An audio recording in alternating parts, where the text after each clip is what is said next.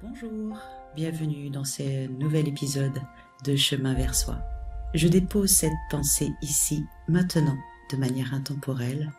Elle porte en elle une part de mon histoire, de mes recherches et de mes connaissances accumulées.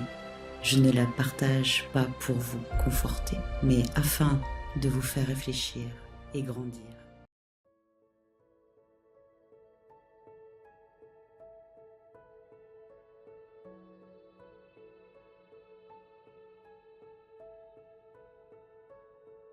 Les blessures.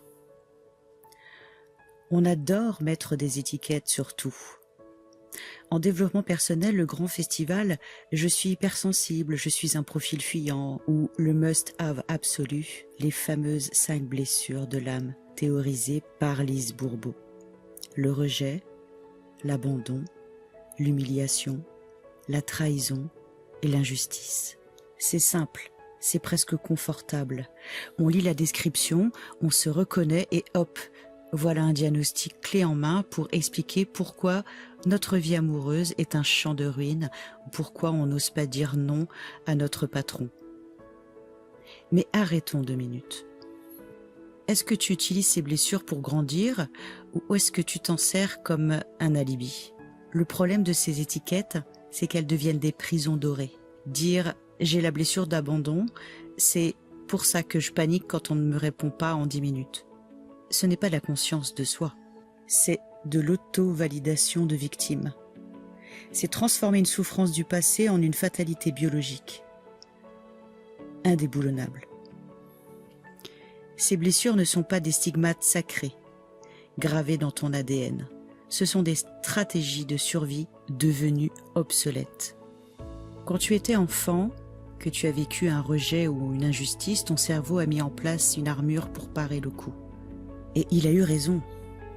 À l'époque, cette armure t'a sauvé la mise. Le problème, c'est que tu as grandi, le monde a changé.